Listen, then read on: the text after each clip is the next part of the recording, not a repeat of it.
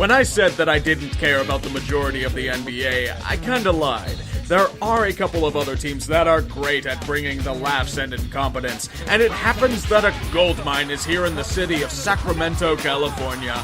Meet the Kings, one of the greatest shit shows to have ever graced the arenas of North America. Allow me to tell a tale of drama and tension that the world hasn't seen since Hamlet.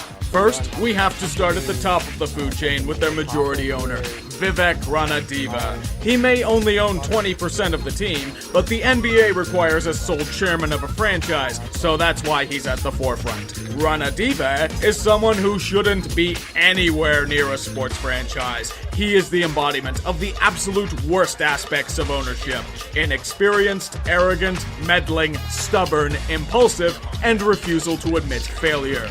Imagine that somebody threw Jed York, Dan Snyder, and Charles Wang into a blender. The result would be this man.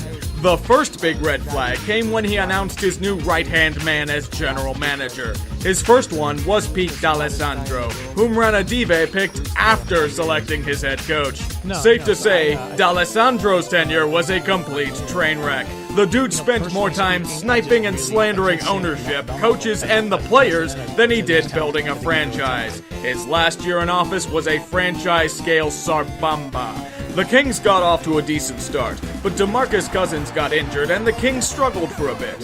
What do you do in this situation? Fire the head coach, of course. It's totally his fault that players are injured and we have no depth. This is when the drama gets juicy. The Kings, at the behest of Ranadive, then hired George Karl, who was already deep into the old man yells at cloud stage of his career. Karl and the team meshed together as well as water and electricity. It got so messy that team executive Chris Mullin left to coach at his alma mater. It was goddamn shithouse. When his decisions failed and he knew the writing was on the wall, Pete opened his golden parachute and fucked off back to Denver to rejoin the Nuggets.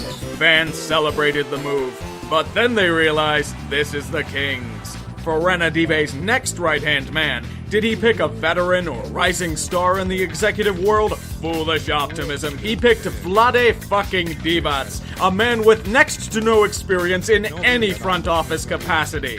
The secretary would have been more qualified to be GM than Divac, but he was chosen because he was a popular Kings player 15 years ago, and they turn out to be such great executives as well.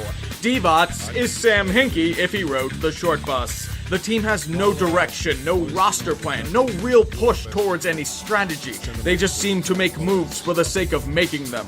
The Kings traded away one of the greatest point guards in the game in Isaiah Thomas to throw a shitload of money in free agency for 1 year of Rajon Rondo. They keep Rudy Gay around, the king of putting up a shit ton of points but adding no other value on the court.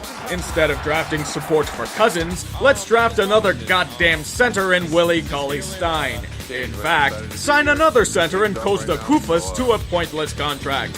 Don't trade draft picks to get assets, that's crazy talk.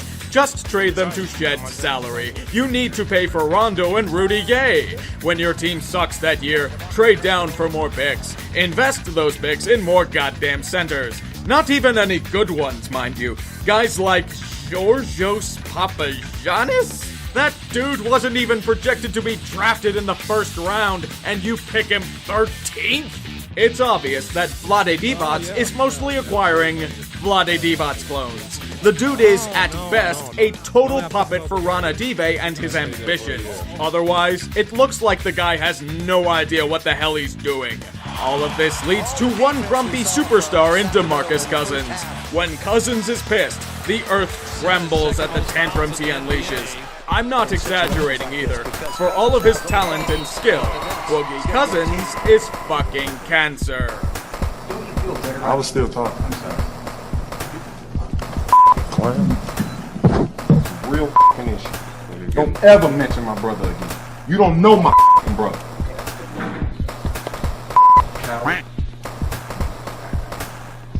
You say whatever the fuck you want to say about me, but don't mention my motherfucking family. There's a good reason that Cousins is considered to be one of the most toxic players in the league. The man is a total powder keg. You have no idea why he's going to blow up to begin with. Cousins is so moody that his penchant for taking off plays is a notorious part of his game.